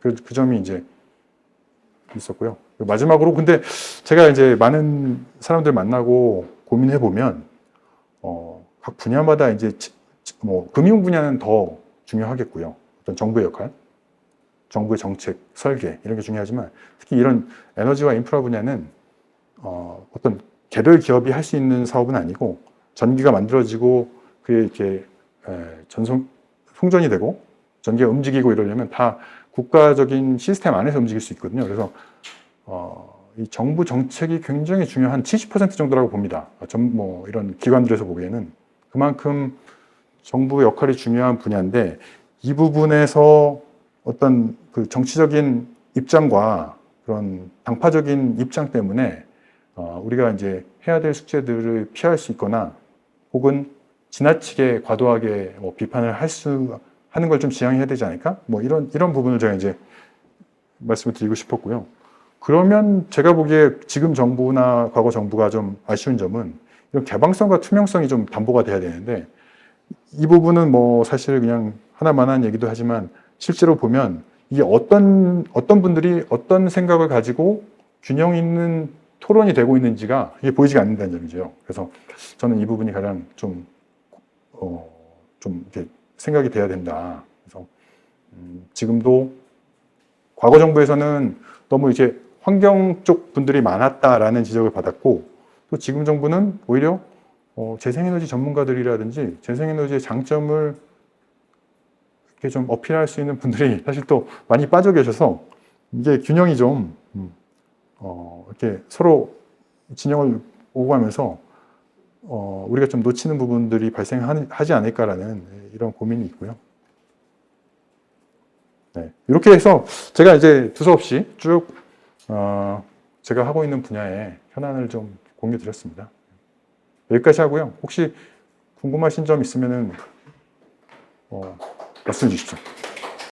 그 언론은 생각 다 단순합니다. 그러니까 그 언론 지형이 그거를 뭐 반영하지 못하는 것도 있지만 기업들은 사실은 그냥 해외에서 생산하면 되거든요. 그러니까 굳이 뭐 한국에서 이렇게 어렵게 하기보다는 뭐 미국 쪽 물량을 늘린다거나, 그러니까 그 어떻게 보면 정부의 눈치가 보이긴 하잖아요. 이게 어떤 특정 뭐 재생에너지가 필요하다 아니다라는 걸 공개적으로 얘기하기 좀 사실 어렵거든요. 그래서 근데 민주당은 사실 또 야당이고, 그래서 야당하고 또 이렇게 얘기를 하다 보면 또 정부가 오히려 하고 싶은 것도 못 하게 되고 뭐 이렇게 되다 보니까 그러니까 이게 정치적으로 잘 풀리지 않으면 오히려 그 기업들은 굉장히 똑똑하잖아요. 그래서 뭐 폴란드 가서 생산할 수도 있고 미국 가서 해외로 이렇게 그 생산 비중을 조정을 하면서 충분히 가능합니다. 아리백도 2050년 아리백이기 때문에 2030년까지는 60% 정도, 그리고 해외 사업장이 많은 뭐 현대자동차 이런 데는 해외만 다 하면 돼요. 그러니까 평균이기 때문에 국내는 사실 극단적으로 얘기하면 거의 안 해도 큰 문제가 없을 정도로, 네, 그렇게 이제 기업들이 이렇게 회피할 수 있는 방법들을 찾기 때문에 정치적인 리스크를 감내하진 않을 것 같다. 네. 근데 이제 부작용은 결국은 국내 기반이 좀 이렇게 오히려 해외로 이동되는 결과를 낳지 않을까라는 생각을 하게 됩니다. 저도 탈원전을 보면서 저는 탈원전에 뭐가 어디서 좀 핀트가 안 맞았고 어디서 기회를 놓쳤을까라는 이제 생각을 하는데 전 정치적인 건 잘 모르니까. 근데 그때는 탈원전이 처음에는 맞았던 것 같아요. 그러니까 후쿠시마 사고 이후로는 전 세계가 다 대만도 탈원전을 했고 우리 경쟁국이긴 하지만 지금도 대만은 사실 원전보다는 탈원전을 계속 가고 있는데 근데 문제는 이제 그 탈원전 기술들이 계속 좀 새로운 버전들이 논의가 되고 국제적으로 아까 말씀드린 대로 그 에너지 사용량이 증가하는 거에 대해서는 재생에너지가 사실 이걸 따라갈 수는 없거든요. 그래서 그 부분에 대해서 국제적인 트렌드를 민주당이 좀 읽었다면 그거를 이렇게 피보팅할 수 있는 기회가 있었어요. 그래서 전 세계적인 흐름이 바뀌고 있었던 걸 있었는데 그러니까 그때는 맞고 지금은 틀리다라는 얘기를 할 수 있었어야 되는데 그 부분을 사실 이제 놓친 거죠. 그래서 탈원전의 초기 취지는 충분히 국제적으로도 저는 근거가 있었고 타당성이 있었으나 시대의 변화를 불운하게 놓쳤던지 알면서 놓쳤는지 몰라도 하여튼 저희가 좀 아쉽다. 예, 그 부분 저희 충분히 피보팅할 수 있는 기회가 있었다. 그 얘기는 거꾸로 후쿠시마가 2011년이었는데 네. 2011년부터 한 2010년대 후반 정도까지 잠깐 트렌드가 있었다는 얘기기도 한 거잖아요. 그렇죠. 네, 한 그렇죠. 70년, 80년. 그럼 반작용으로. 그래서 잠깐 그 유행이 있었던 거지 결국은. 그리고 일본도 열심히 그 태양광을 많이 깔아봤는데 산에도 깔아보고 했는데 거기도 그거 가지고는 이제 한계가 있었던 거죠. 예, 그래서 원전을 트라우마를 극복하기보다는 현실적으로 방법이 없으니까 이제 원전을 다시 검토하기 시작했고 이제 그럴 때 저희도 그런 부분을 좀 문을 열어놓고 너무 그 원전 쪽에 대한 이게 거부감을 좀 이렇게 조정했어야 되지 않을까 그런 생각을 해봅니다. 그리고 결론은 드리고 싶은 말씀은 원전하고 재생에너지는 결코 이렇게 대립을 할 수 있는 건 아니고 둘 다 열심히 해도 부족한 그런 자원이기 때문에 서로 그렇게 소모적으로 사실 뭐 재생에너지가 가진 장점을 부각시키기 위해서 원전의 단점을 열심히 얘기할 필요는 없고 원전의 장점을 얘기하기 위해서 재생에너지를 100가지를 설명할 필요는 사실 없습니다. 서로 장점만 얘기해줘도 둘이 열심히 해도 사실 부족한 관계라서 근데 아주 그냥 이렇게 저 같은 비전문가도 알 수 있는 내용이지만 이게 실제로 이제 이 진영으로 딱 서면 이제 불편한 거죠. 이렇게 상대를 인정하기가 좀 힘든 부분이 있고 그래서 그런 부분들이 좀 대승적으로 좀 가능성을 좀 만들어 나갈 수 있지 않을까 그런 생각을 해보고 문재인 정부의 거꾸로 얘기하면 정책에 좀 아쉬웠던 부분은 그렇게 너무 이렇게 경직된 당위성을 가지고 시대의 흐름을 조금 게을리한 게 아닌가 그런 생각을 좀 해봤습니다.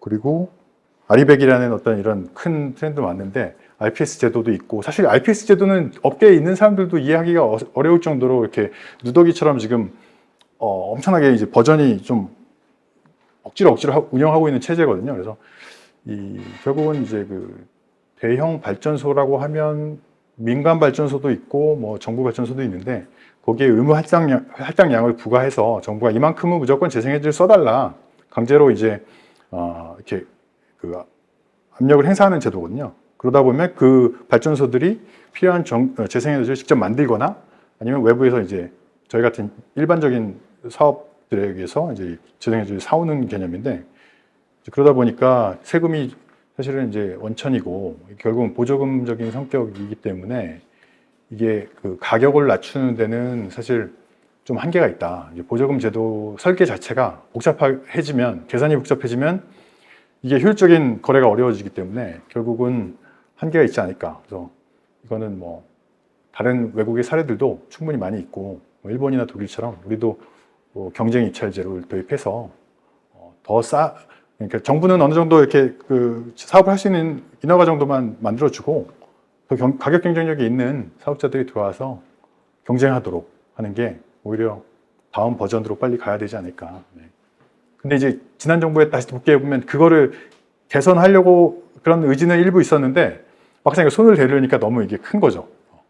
너무 복잡하고 이해관계자가 이미 많이 있고 해서 또 용기 내서 그 부분을 이제 언급하기가 좀 실제 좀 미루다 보니까 사실 지금 정부까지 왔고 지금 정부도 좀 이거에 대해서 강한 의지는 가지고 있는데 여기도 좀 이제 어떻게 할지 좀 두고 봐야 될 것 같습니다. 그리고 아리백은 사실 아직은 이렇게 해야 되고 필요성만 있지 국내에서는 재생에너지 자체가 부족하기 때문에 그렇게 뭐 어떤 방법을 하는 게 좋을까 PP라는 직접 거래. 그 사실 이게 전 세계적으로 한전이라는 독점 체제를 가지고 있는 시장에서 한전을 뛰어넘어서 재생에너지라는 어떤 그 에너지를 직접 거래할 수 있는 직거래 시장, 어떻게 보면 이거 이제 직거래 시장이 열렸는데 이런 경우가 역사적인 큰 사건이거든요. 근데 우리는 잘 모르고 그냥 일단 지나왔는데 재생에너지가 많아지면 이게 굉장히 큰 이제 의미가 생기겠지만 지금 재생에너지가 너무 적어서 거래를 하고 싶어도 거래할 수 있는 물건이 없는 거죠. 네. 이제 그 부분이 해결이 돼야만 이제 우리가 한참 얘기하고 있는 이런 아리백이라는 것들이 이제 실제 사업으로 이어질 텐데 그래서 걱정인 겁니다, 사실. 네. 사실 발전 사업자 입장에서는 그냥 지금 IPS 제도도 있는데 굳이 PPL을 하면서 약간 고정가를 그런 식으로 체결할 요인이 없다라고 하시더라고요. 그러니까 RPS 제도가 그래도 이렇게 공격적으로 있는 선순환은 RPS 제도 때문에 많은 사업들이 시작이 되고 그 사업이 뭐 기업이 쓰는 에너지로 갈지 아니면 RPS 제도라는 정부 규제 시장으로 갈지는 어느 시점이 되면 이제 결정을 하게 돼서 서로 뭐 시너지가 나거나 서로 이렇게 경쟁 관계가 되는 건데 일단 이 자체가 뭔가 생겨야 이제 가능한 얘기인데 지금 같은 경우는 정부에서는 RPS 제도를 사실상 제가 그냥 이렇게 좀 거칠게 얘기하면 하고 싶지 않다. 재정도 없고 그리고 이건 방향이 아닌 것 같다 해서 그 부분에 대해서는 사실 이제 거의 포기하는 듯한 뉘앙스를 보이니까 민간에서는 이 정부 어떤 이렇게 사업을 시작하고 싶은 그 싹이 지금 메말라 있는 상태죠.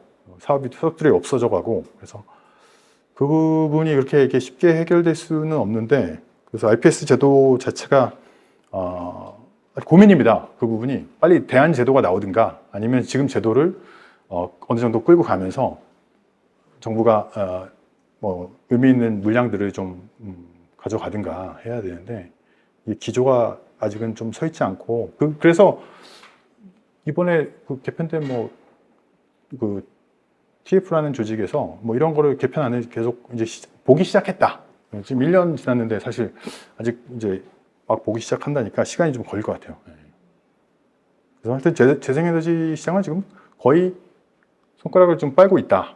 그리고 뭐 구조조정도 사실 일부 하고 있고 그게 뭐 어쩔 수는 없는데 이런 숙제들이 이제 쌓여만 가는 게 아닐까라는 좀 고민이 있는 거죠. 아까 주신 거는 세금 혜택 제도 설계 이런 거 말씀하셨죠. 그래서 그 부분도 사실 이제 제가 알기로는 뭐 미국이 세제 혜택에 대한 유연성이나 이런 것들이 좀 유연하고 그런 제도 설계를 많이 해봤기 때문에 고용을 일으키는, 그러니까 고용을 일으키고 나서 뭔가 사업이 진행될 때 주는 그 실적 위주로 세제를 돌려주는 혜택 제도가 많이 활용이 되고 이번에도 IRA 제도도 사실은 그런 여러 가지 그 세제 혜택적인 부분, 기술적인 부분이 많이 들어가 있어서 충분히 이게 실제 뭐랄까요? 그게 사업이 실제 이루어져야만 가져갈 수 있는 그런 제도 설계가 잘 돼 있다고 들었는데 그거 잘 모르겠더라고요. 근데 제가 그래서 물어보니까 그 뭐 대관 쪽을 하시는 분 말로는 우리나라는 일단 이렇게 뭐 여러 가지 세제 제도 구조상 세제 혜택을 유연하게 운영할 수 있는 폭이 좀 다르다. 뭐 이런, 그러니까 우리가 그 법안 설계로 할 수 있는 부분도 있지만 구조적인 부분도 좀 들여다봐야 될 수도 있다. 세제 혜택이나 이제 그 뭐라 그러죠? 세액 공제 이런 부분들이 한번 뭐 구조적으로 한번 교수님이 질문하신 거는 네네. 민주당 내에서 대기업들한테 그런 거 주는 것 자체를 반대하는 여론이 되게 많이 있어요. 그러니까 제가 질문한 거는 그런 걸 왕창 쓸 수 있는 거를 최대한 쓰면 어떤 애를 질문한 거고 이 비서관님 질문한 거는 이 별로 효과가 없는 거 아니냐? 또는 기업은 알아서 돈이 많은 집단인데 네네. 굳이 그런 걸 줄 필요가 있냐? 라는 의구심을 지적하는 견해에 대해서 어떻게 되는지 이게 효과가 있는 건지 없는 건지 또는 뭐 뺑기치는 건 아닌지 그건 여쭤본 겁니다.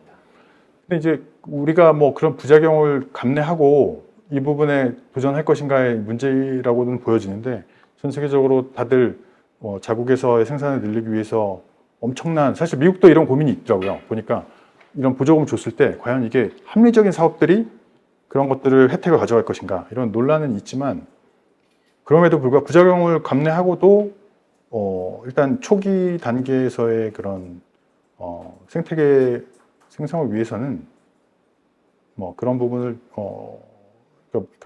담대한 목표가 중요하지 않을까, 네, 그런 생각해 봅니다. 보조금의 부작용은 분명히 있고 사후적인 관리적인 그 고민들이 리스크가 있다고는 합니다. 네. 하지만 세계적인 경쟁 속에서 우리도 이렇게 좀 흐름을 읽어야 되지 않을까.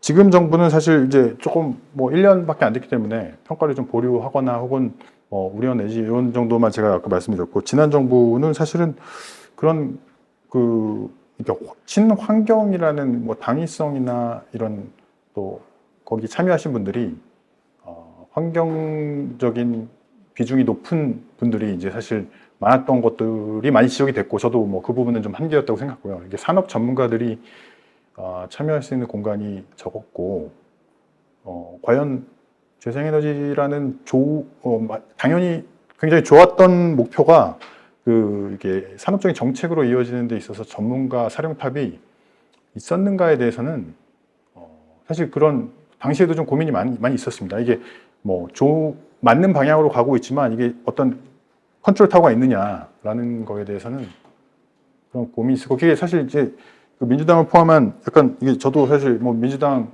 쪽에 가까운 성향을 가지고 있는데 항상 고민입니다. 이게 산업 전문가들은 대부분 이제 보수 쪽에 많고, 막상 만나보면 환경운동이나 이런 쪽도 물론 훌륭한 이제 일들을 하셨던 분들이지만, 그러니까 그런 균형이 좀 부족한 부분.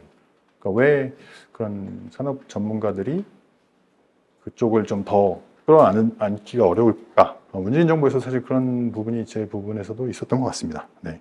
그 부분 앞으로도 사실 좀 계속 기존 정부를 한번 이렇게 평가를 해봐야 될 것 같아요. 그러니까 내부적으로도 이게 다시 집권을 하면 어떻게 그럼 재생에너지나 원전 정책을 가져갈 것인가에 대한 스탠스가 사실 지금도 조금 없는 것 같아요. 그래서 명확하게 방금 말한 평가 및 일종의 약간 노선이라고 할까요? 그러니까 약간의 토론 비슷한 건데, 저는 이제 말씀하신 양쪽 진영 나눠져 있잖아요. 근데 지금 보수 쪽에는 약간 보수 내부의 왼쪽 그룹, 진보는 진보 내부의 오른쪽 그룹. 그러니까 이제 에너지를 환경운동과 다른 산업을 뭔가 이해하려고 노력하는 그룹이 결국 진보 내부의 에너지를 치면 진보 내부의 오른쪽 그룹일 텐데, 우리 이제 부장님이라든가 우리 이제 권호주의 산모님 같은 분이 이제 그런 성향은 진보지만 이제 그런 거 해당할 텐데, 오히려 제 생각에는 지금 오늘 말씀 듣다가 든 생각은 오히려 우리 신성장 학파나 신성장 경제연구소 같은 데서 그런 적절한 약간 이제 적절한 방식으로 뭐 스터디 팀을 만든다든가 그래서 약간의 과정을 거쳐가지고 이제 저거를 좀 하면 어떨까, 어떤 이제 새로운 약간 입장의 평가, 그렇게 해서 약간 조직화한다 그럴까요? 그런 걸 하면 좋겠다는 생각이 들었습니다. 네. 그런 부분이 이제 내부 평가도 좀 항상 좀 이렇게 그냥 부족한 것 같아요. 네. 그래서 저도 막 지지했지만 문재인 정부의 재생에너지에 대한 목표는 좋았지만 실제 그걸 추진하는 과정과 교훈을 한번 정리해야 되지 않을까. 그것도 사실은 되게 중요한 고민인데, 이게 민주당 저도 이제 속해있지만 민영화 얘기가 나오면 일단 또 패닉이 또 생기죠. 왜냐하면 민영화 자체가 뭔가 서민적이고 이런 느낌이 친재벌적인. 근데 사실은 이 에너지 분야에서의 개방화 혹은 뭐 경쟁 도입, 어떤 부분적인 도입이죠. 이런 것들은 세계적인 사실 좀 필요성이 있고, 또 재생에너지라는 패러다임이 달라지는 환경에서는 기존 정부가 어떤 계획을 세우고 운영하는 체제로는 한전 체제로는 한계가 있는 것도 사실이거든요. 그랬을 때 예를 들어서 전기요금도 이제 사실은 시장의 어떤 원가 중심으로 적절한 가격이 반영이 되어야 사실은 이제 재생에너지 효율성들을 사람들이 생각하면서 전기를 쓸 수 있고 에너지 전환을 할 수 있는 그런 당위성도 있거든요. 근데 이제 그걸 어떤 딱 키워드에 대해서 거부감을 갖기 시작하면 그런 논의 자체가 다 일단 민영화라는 그런 틀 안에서 갇히게 되는 그런 고민이 있어서, 예전에 작년에 이소영 의원님이 아마 한전이 왜 이렇게 가격 결정이나 이런 것들의 독립성을 갖지 못하느냐. 저도 그거 보고 깜짝 놀랐어요. 그래서 이거 너무 발언이 센 거 아닌가 했는데 자세히 들어보면 그 취지는 한전이 이제 상장되는 회사고 이게 정부의 통제에 있지 않은데, 그러니까 실제로는 기업처럼 운영이 되는데 주식회사이긴 하지만 왜 정부가 비정상적인 방법으로 어떤 에너지 가격을 좌지우지하느냐. 이거는 그러니까 뭐 아예 상장을 폐지하든가, 그래서 정부가 책임을 지고 그 부분에 대해서 오너십을 갖던가, 아니면 그러니까 어떤 주식회사 시절을 유지하기 위해서는 그 부분에 대해서는 이렇게 뭐랄까요, 불합리한 간섭을 하던가, 이렇게 명확한 입장을 좀 정리하라는 취지였다고 저는 이해를 했는데, 저만 해도 딱 보면 이게 민영화 얘기가 나오면 일단 이 논의가 너무 뜨거워지기 때문에 조심스럽고 굉장히 잘 설계가 돼야 되고, 또 그걸 보는 객관적인 입장에서 이게 민영화냐 아니냐의 이슈가 아니고, 이게 어느 부분을 어떤 정도의 경쟁으로 가는 게 타당할 수도 있다라는 이제 가능성을 열어두고 봐야 되는데, 하여튼 그래서 지금 민주당이 사실은 좀 고민해야 되는 부분이, 기존 정부에서는 전력 요금을 너무나 이제 정치적으로 올리지 않아서 그 부작용이 있다고 또 공격을 많이 받고 있는 상황이잖아요.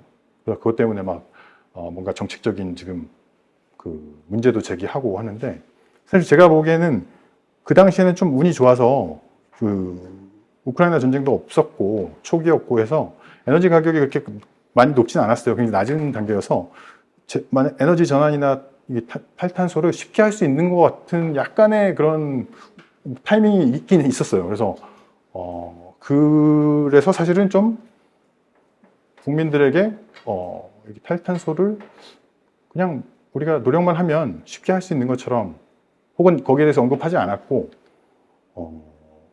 이제 에너지 가격이 높아질 수 있고 그걸 우리가 같이 감내해야 하고, 그게 얼마나 어려운 길이고, 하지만 우리가 어떤 방법으로 풀어나갈 것인가에 대해서는 사실은 생각을 하지 못했던 것 같아요. 그래서 그 부분이 근데 또 공교롭게 우크라이나 전쟁이 생기면서 에너지 가격이 급등하고, 지금이 있는 한전 체제로는 지금 뭐 적자를 감당할 수 없을 만큼 이런 극단적인 상황이 발생하면서 비난을 받을 수 있는 또 여지가 생겨버린 거죠. 하여튼 뭐 말씀 주신 그 부분은 꼭 정부가 주도로 뭔가 이런 에너지 전환이나 탄소 중립을 갈 수 있는 건 아닐 수 있다. 다른 나라의 사례에서도 보듯이 적절한 수준의 개방화 혹은 부분적인 합력. 사실 우리나라 전력 정책이 2000년도 얼마 안 됐더라고요. 2000년도인가요? 그때부터 이제 그 발전 부분들이 경쟁이 도입이 됐고 자회사들이 생겨서 부분적으로 경쟁 체제가 도입이 됐고, 그 전에는 이제 한전이 다 전력도 생산했던 거죠. 근데 지금은 이제 전력을 사서 파는 역할만 독점하고 있는데, 그리고 송배전 전기를 이제 옮겨주는 역할. 근데 이제 앞으로는 전기를 옮겨주는 역할 정도는 필요한데 파는 역할은 개방을 해야 되지 않을까. 왜냐하면 그래야 기업들이나 소비자들이 원하는 수준의 다양한 에너지를 공급할 수 있는 요인이 되지 않을까. 그러니까 저는 좀 이렇게 말씀드리면, 결국은 쉽게 보면 어떤 이런 고민이 있을 때 기업이나 이런 쪽에 가서 쉽게 물어보면 되는데, 이제 진보는 사실 지난 문재인 정부도 이상하게 이거 와서 물어보면 되는데 이게 오는 것 자체가 이제 되게 큰 고민이 되는 거죠. 뭔가 기업을 만나거나 질문도 못하는 세력입니다 지금. 그런 물어보는 것 자체를 부담스러워하는. 그러니까 삼성전자 방문하는 것 자체도 굉장히 지금 큰 결정이잖아요. 근데 사실 그냥 가서 물어보면 되는데, 전화해서 물어보면 되는데, 그런 거죠 지금. 뭐 저도 사실 거기에 속해 있지만 그런 고민이 있는 것 같습니다. 그리고 여기 온라인 주신 거는 이것도 좋은 말씀이신 것 같습니다. 그러니까 국내에는 사실은 재생에너지가 4%, 5% 정도밖에 안 되는데, 이 전기차를 탄소를 더 많이 발생해서 만들면, 이게 돌아다니면 미국에서 타는 것보다 훨씬 그 탄소를 감축시키는 효과가 전체적인 라이프 사이클에서 더 길어지기 때문에 뭐 미국 쪽에 많이 파는 게 탄소 중립으로 가는 그것도 맞는 말씀이시죠. 그래서 미국은 사실 그거를 둘 다 할 수 있는, 사실은 그러니까 미국이 참 부러운 나라가 그래서 미국은 사실 이제 재생에너지도 풍부하고 기존 화석 연료도 많고 제조도 할 수 있는 나라이기 때문에 뭐 이민 인구도 많고 젊은 인구도 많고 그래서 사실 이제 미국 같은 쪽에 적극적으로 저희도 뭐 이런 제품을 팔고 현지에서 생산하고 이런 매력도가 있는 거죠. 그래서 미국은 사실 참 부러운 나라다. 그래서 미국 잘 이용해야겠다. 저희도. 네. 결론은 미국 축복받은 나라다. 네, 그래서 우리는 그래도 우방이니까 거기에 많이 팔 수 있고 열심히 할 수 있지 않을까. 그리고 실제로 저희 고객들도 많이 뭐 미국에 공장을 짓고 있기 때문에 그거는 중국이 하기 좀 어려운 우리만의 장점이 아닐까 생각을 해보고요. 풍력 법안도 사실 그래서 그러니까 이런 거 보면서 저도 조금 약간 답답한 게 한참 또 풍력을 이렇게 원스톱으로 어려운 부분들을 다 해결해주는 법안들이 양당에서 나와서 한참 얘기가 되다가 또 요즘은 또 잠깐 조용하다가 재생은 지금 좌파에는 유축당 있어가지고 재생에는 진짜. 태양광이 그리고 이제 풍력은 울산 시장님도 이제 조금 스탠스를 바꾸고 계시고 정부도 지금 뭐 큰 해외 주요 기업을 국내 이제 아시아 본부를 유치하면서 용산에서도 조금 이제 여기는 되지 않을까? 풍력은 좀 가능하지 않을까? 한데 문제는 풍력 단지 조성을 이제 하려면 법안들이나 이런 것들을 이제 바꿔야 되는데 지금 이미 아까 말씀드린 복잡한 지도에 많은 사업장들이 개발이 되고 있고 돈을 많이 쓰고 있어서 이걸 어떻게 인정해 줄 수 있고 기존에 이제 뭐랄까요 본인들의 이 시장에 대한 이미 투자된 금액들을 어떻게 권리를 보존하고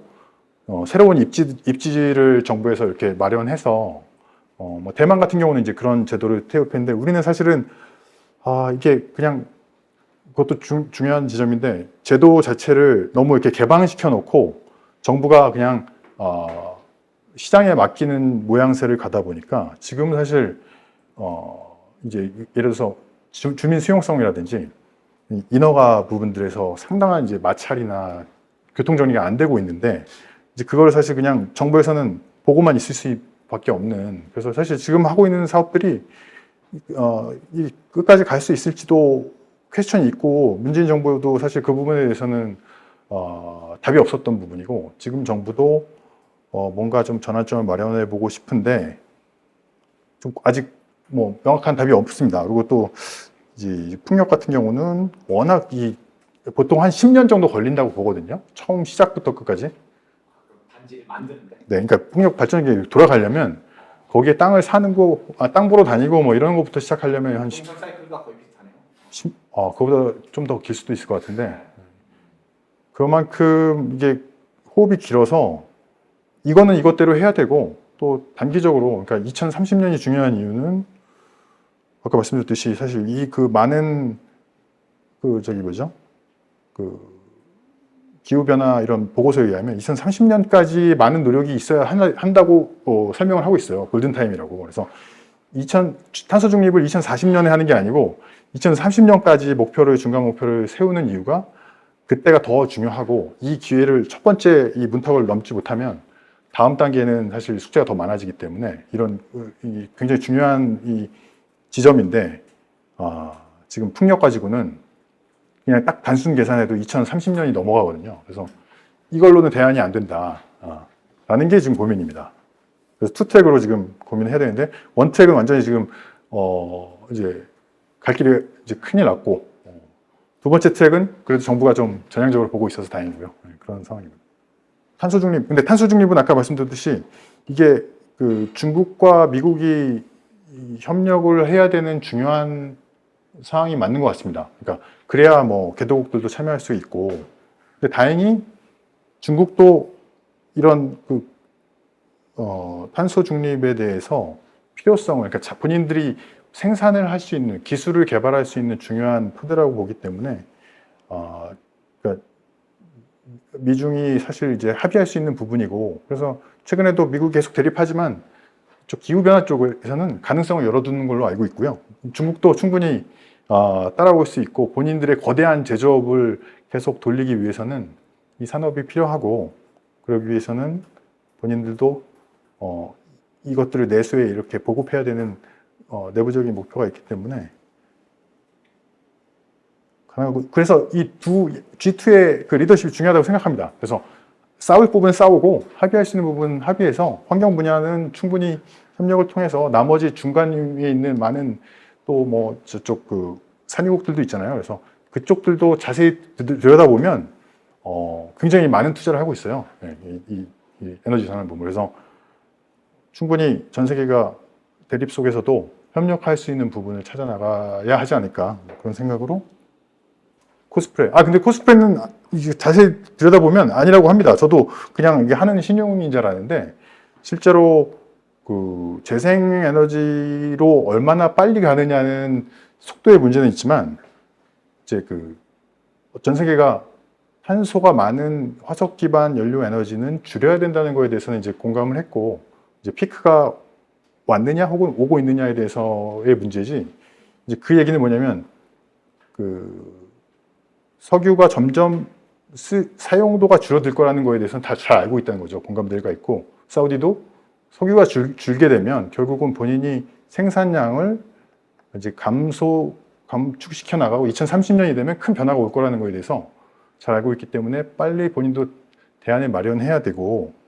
거기에 대해서 지금 원유가 비쌀 때 뭐 이거는 제 얘기가 아니고 저기 3프로에 계시는 저기 그 박준영 선생님께서 최준영 박사님 항상 말씀하시지만 이분들도 지금 급해서 원유 가격이 높을 때 에너지 가격이 높을 때 빨리 이제 새로운 대체 에너지를 찾고자 하고 그게 이제 수소인데 그래서 이제 수소라는 오늘은 다루지 않았지만 새로운 또 신천지가 이제 열리고 있고 거기에 막대한 이제 엄청난 버블과 이제 글로벌 질서들이 이제 그쪽으로 재편되지 않을까 해서 다음 편은 저도 전문가는 아니지만 이게 수소 쪽에 저도 관심을 가지고 보고 있고요. 그래서 다들 그 얘기 할 겁니다. 산유국들도 이제 어떻게 하면 본인이 가지고 있는 지금 재원과 지리적인 장점을 이용해서 빨리 수소 산업, 새로운 제2의 이제 그 석유가 되는 수소 쪽으로 넘어갈 수 있을까? 그건 이제 같이 한번 지켜보실 수 있는 것 같습니다.